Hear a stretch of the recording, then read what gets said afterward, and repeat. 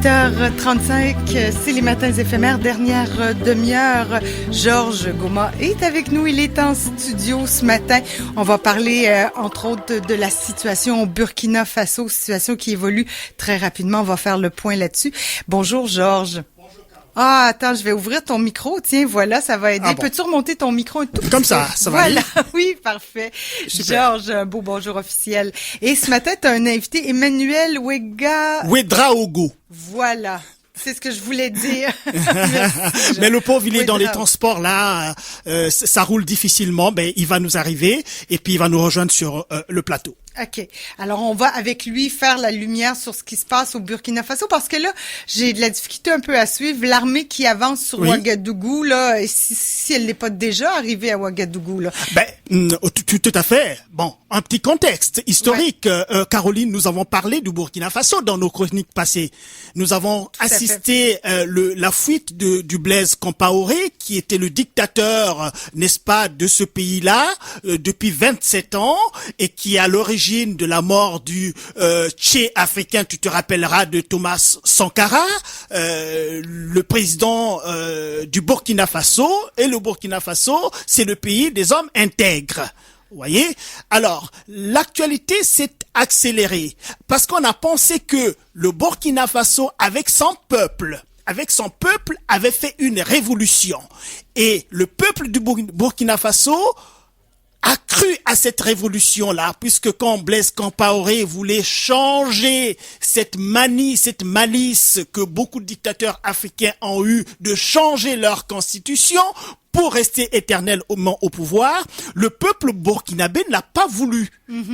Ce n'est pas l'opposition burkinabé qui a chassé Blaise Compaoré, c'est le peuple qui a refusé que Blaise Compaoré puisse le faire. Ouais. Il était arrivé au point de convoquer l'Assemblée nationale pour qu'il prenne la loi du changement de la Constitution. Et le peuple burkinabé l'a chassé, il a fui, n'est-ce pas, en Côte d'Ivoire. Et le problème, c'est qu'il faut savoir, parce que notre invité va arriver, va nous éclairer davantage, puisqu'il est un étudiant burkinabé ici, il faut savoir que ce qui se passe en ce moment au Burkina Faso, puisque c'est Gilbert Diendéré, un militaire qui a pris le pouvoir, qui a fait ce coup d'État. Mais qui est Gilbert Diendéré? Gilbert Diendéré a toujours été un chef de l'armée au Burkina Faso et à la mort de Sankara, certains disent même que c'est lui qui a porté le coup fatal à Sankara. Donc il est au centre de l'assassinat d'un président de la République en plein exercice et commandité par Blaise Compaoré, bien sûr, qui était l'ami proche de Sankara, puisque Sankara avait même dit que si Blaise veut faire un coup d'État, il réussira du premier coup, puisque c'est un ami d'abord, nous avons grandi ensemble, c'est un ami, il vient chez moi, il ouvre le réfrigérateur sans que personne ne parle. Ouais. Alors, donc, Diendéré, qui était donc au centre de ce coup d'État-là, et que, quand Blaise Compaoré a fui, il y a un gouvernement de transition qui a été mis en place, avec Monsieur Kafondo, président de transition, et un militaire, comme vice-premier ministre d'ailleurs. Ok? Ouais. Alors, ce qui se passe, c'est que les travaux de cette période transitoire étaient sur le point de publier un rapport sur un certain nombre de choses qui sont passées au Burkina Faso, comme la mort de Thomas Sankara. Et tu comprendras très bien que Blaise Compaoré en fuite à l'étranger et Diendéré au centre de l'armée qui était encore au pays, qui n'était pas inquiété du tout, ils ont eu peur que des choses soient révélées. Tout à coup. Et donc, du coup, Diendéré, et puis aussi, il y a une autre chose, il faut dire les choses aussi.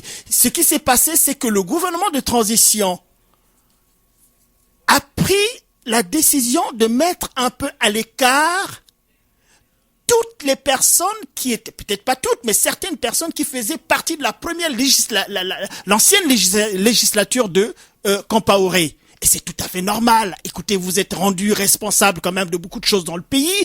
Vous n'allez pas comprendre que... Ah, notre invité là, il arrive. Alors, vous n'allez pas comprendre quand même qu'on vous remette encore dans le jeu. Ouais. Et c'est ça qui a justifié Et voilà, il arrive. Voilà, on lui fait. c'est ça qui a justifié le coup d'État entre guillemets de Diendéré. Mais là où on en est dans tout ça, Georges, j'ai de la difficulté à bien saisir. On est dans les coups d'État, les magouilles. Mais bien sûr que oui, c'est un peu ce que nous appelons. Mais qui est au pouvoir, là? Comment ça fonctionne? Alors, qui dirige le Burkina Faso en ce celui moment? qui, en fait, il y a un flou artistique. Emmanuel, installez-vous.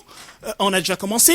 Alors, il sera Emmanuel est un jeune étudiant à Laval du Burkina Faso qui est très au fait de la situation au Burkina Faso, qui fait des interventions sur sa page Facebook et qui suit très bien la situation du Burkina Faso. Bonjour Emmanuel. Bonjour Emmanuel. J'étais justement à demander, là, on a mis un peu en contexte qu'est-ce qui s'est passé avec le Burkina Faso. Qu'est-ce qui arrive là présentement? Qui dirige le pays? On a l'impression que c'est un gros chaos, là. Oui, c'est vrai qu'en ce moment, c'est un gros chaos. Dans les normes, ça devait être Shérif Si qui dirigerait, au cas où si Kafando n'était plus président. Mais il s'avère que l'homme fort en ce moment, c'est Gilbert Diendéré.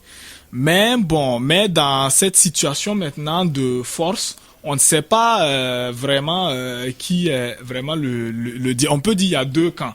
Il y a Gilbert Diendéré qui est le chef de putschistes et il y a Shérif Si qui est normalement le président de la transition à l'absence de Michel Kafando. Donc c'est un peu deux personnes qui sont en train de diriger deux groupes. Mais Kafando a été libéré, il paraît. Kafando a été libéré et d'après les informations, il se trouve à l'ambassade de France. De France en ce Donc moment. en fuite alors. Donc en sécurité pour la sécurité. Ce qui a été dit. Et Diendéré en ce moment est au camp militaire Lamizana, en négociation avec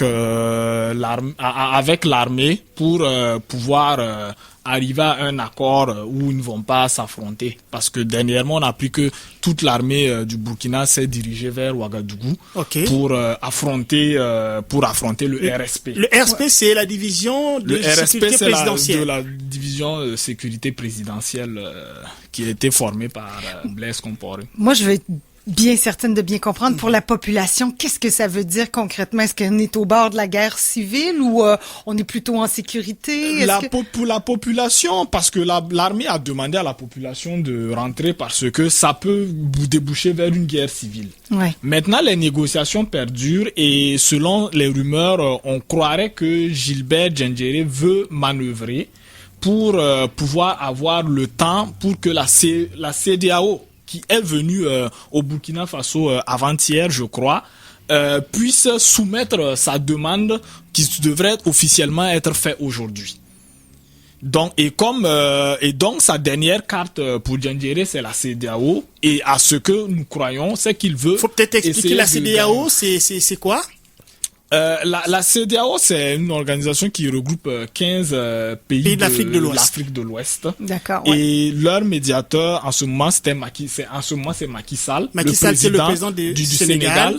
Et Yahi Boni, qui est le président du Bénin. D'accord. Alors, on est dans les grosses négociations de haut niveau, là. Ouais, exactement. Mais maintenant, le peuple n'est pas d'accord avec les négociations de la CEDEAO, la proposition qui a été ressortie, parce que dans la proposition, il y a deux choses qui vraiment sont du fait que la population est entièrement contre. C'est le fait d'initier général Diendéré, un putschiste, et surtout le fait que le RSP continue toujours de protéger le président de la transition jusqu'à ce que le président qui sera démocratiquement élu plus tard décide de leur sort. C'est quelque chose que la population ne permettra pas.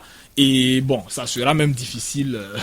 Ouais, il y a dans plusieurs pays où même si la population s'élève, ils ont pas voix au chapitre.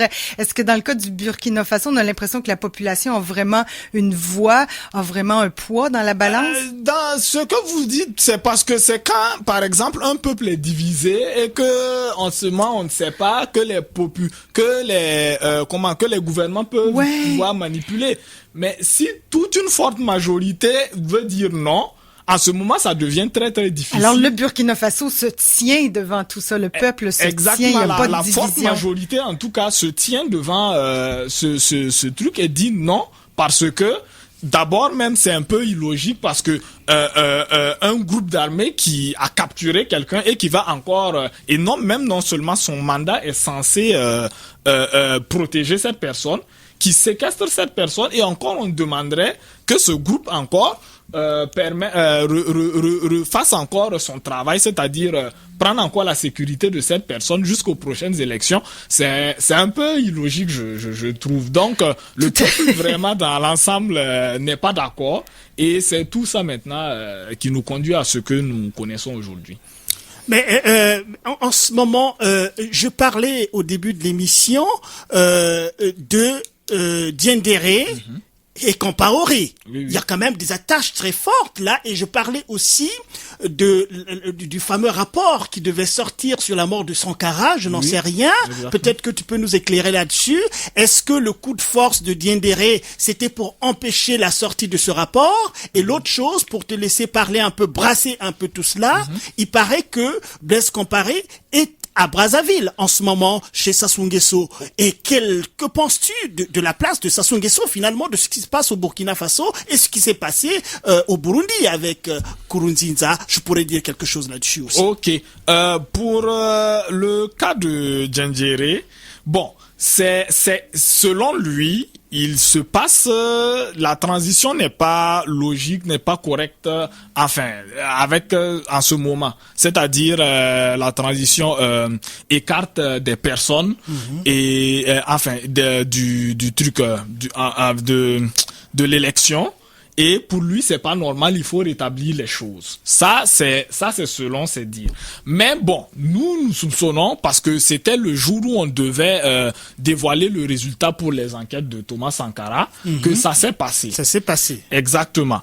Et en plus de cela, dans ce qu'on a écarté, bon, il y a aussi celui qui représentait le CDP, l'ancien parti de Blaise, oui, qui aussi a été écarté. Dont bien sûr Blaise, qui est bien sûr dont Diendéré est son bras droit, son bras droit, été écarté. Donc bon, et c'est ce que, en tout cas, certaines personnes croient que c'est une manière non seulement de se blanchir, d'éviter que les affaires de Thomas Sankara se propagent, dont il est mouillé là-dedans, mais aussi on penserait aussi que c'est une manière aussi de permettre à ce que l'ancien parti de Blaise puisse se représenter, histoire que s'il gagne, il peut se le couvrir, ou bien certains de ces éléments clés, comme des membres de l'ancien parti majoritaire, puissent pouvoir le couvrir. Ça, c'est ce que les gens pensent. Maintenant, donc, en ce moment, on ne sait pas vraiment. Bon, moi, je ne vais pas rentrer dans ce qui a motivé Diendéré, mais c'est seulement sa manière que nous trouvons que c'est pas correct, parce que même si il y a des mauvaises choses qui se passent dans la transition, tu ne peux pas utiliser une armée pour pouvoir décider à la place du peuple ce qui doit se faire ou ce qui ne doit pas se faire, tout en faisant même que cette armée tire sur le peuple. Cela n'est pas normal. Mais donc, Emmanuel, essayons aller plus loin. Est-ce que ce n'est pas Compaoré qui tire les ficelles? Bon, ça c'est la question. Ça c'est la question pour le moment. Mais émettons des hypothèses. Parce que bon, et on peut émettre des hypothèses, mais la question c'est justement parce que on n'a pas pour le moment entendu quelque part où on n'a pas reçu une preuve tangible que c'est Compaoré qui est derrière tout ça. Bon, il est à Brazzaville, lui. Pourquoi faire à Brazzaville? Bon, pour ça, personnellement, je n'ai pas reçu d'informations vraiment. Je vais en parler, moi. Mais en tout cas, ce qui est sûr, il n'y a pas une preuve tangible que c'est Compaoré vraiment qui est là-dessus. On ne sait même pas si ça le profite ou pas.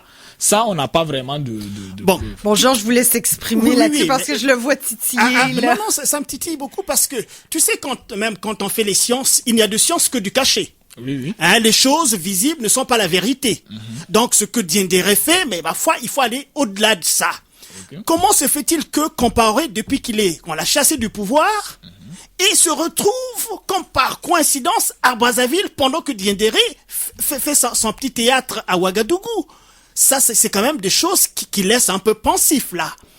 Et Sassou Nguesso, il a financé beaucoup de gens en Afrique, toujours de façon gauche, s'il faut le dire, parce que Nkurunziza, qui a fait son coup d'État, qui est resté au pouvoir, qui a changé la constitution au Burundi, il y a des articles qui montrent que Sassou Nguesso a financé Nkurunziza, a payé les salariés burundais, et ainsi de suite.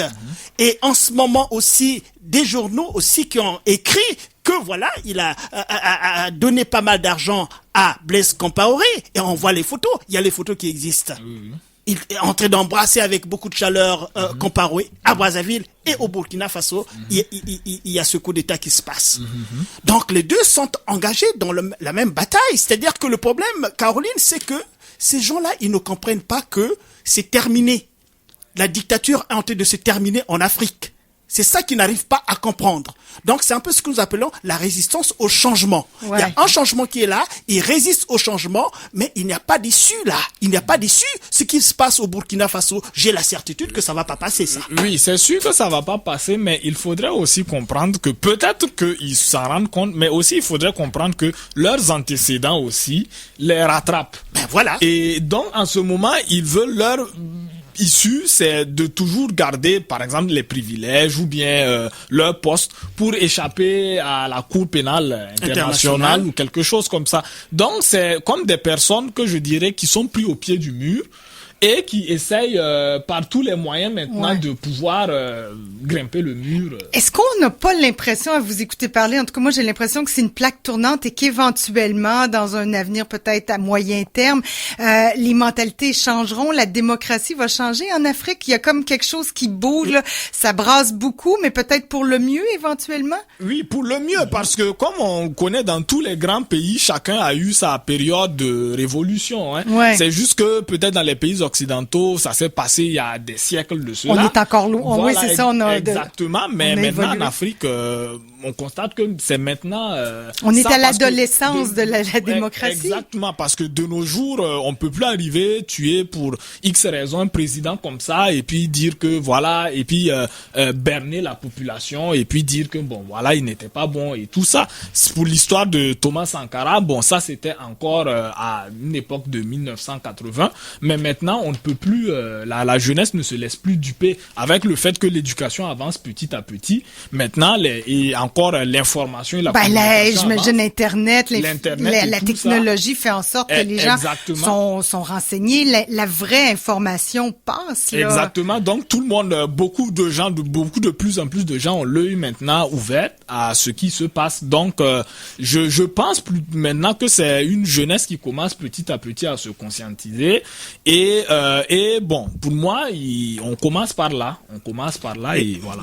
Et ce que je constate aussi, c'est que l'exemple du peuple burkinabé est très important pour le reste de l'Afrique. Oui, le courage que fait parce que ce n'est toujours pas l'opposition qui mène le jeu. Ce sont les populations qui mènent le jeu.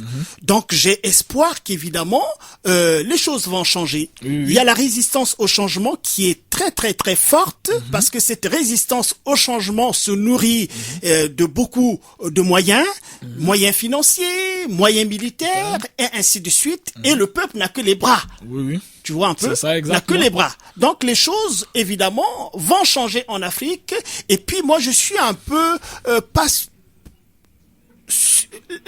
en fait, l'approche qui permet un peu de dire que les pays africains doivent suivre un peu le même chemin que les pays occidentaux, comme tu viens de le mentionner, qui ont vécu ces révolutions hier. Mais ce qu'il faut différencier, c'est quand même ces pays occidentaux, en vivant leur révolution, avaient une évolution intrinsèque. Mais aujourd'hui, ce n'est pas la même chose. Les pays africains et les pays occidentaux, on vit dans le même monde. On utilise les mêmes choses. La communication, par exemple, des choses comme ça. Et puis aussi l'histoire de la roue qui a été déjà créée. Hein. La roue a été créée. Maintenant, comme la roue existe, quels sont les usages de la roue qu'on peut imaginer? C'est dans ce sens qu'on peut peut-être être. Les pays africains doivent savoir quels sont les autres usages de la roue qu'on n'a pas encore découvert, qu'on va découvrir pour avancer. Oui, c'est clair, parce que bon, moi je me dis que c'est clair qu'on ne suivra pas exactement, parce que c'est sûr qu'on n'est même pas dans les mêmes époques. Mais c'est un jour, il faut commencer à chasser le roi, c'est-à-dire à chasser le dictateur, à chasser celui qui est toujours là au pouvoir et qui ne veut pas céder.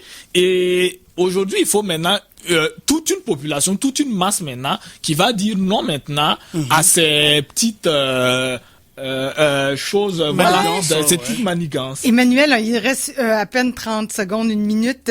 Tu étudies ici à l'Université Laval. Est-ce que tu as espoir de retourner dans ton pays ou tu veux t'établir ici? Oui, j'ai espoir de retourner dans mon pays dans quelques années. Parce que, bien sûr, c'est mon pays. Et nous venons de l'Afrique, nous sommes burkinabés, nous sommes africains et on a besoin de nous le Burkina a besoin de nous et de tout le monde, de tous les Burkinabés pour avancer. Donc oui, j'ai espoir de retourner dans mon pays.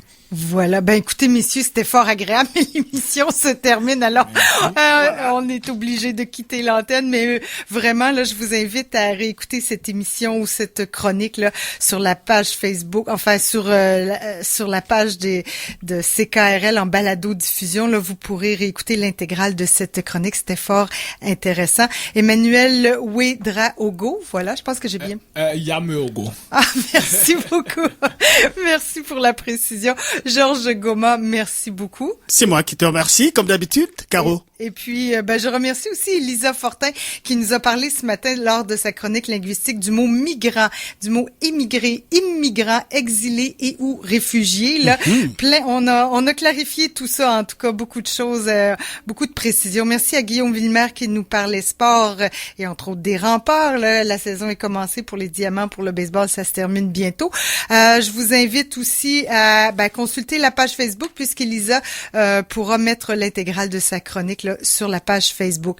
Je vous souhaite une très bonne journée tout le monde. On se donne rendez-vous demain, mercredi. C'est Dominique Lelièvre qui sera à l'antenne des Matins éphémères pour une autre édition. Bonne journée.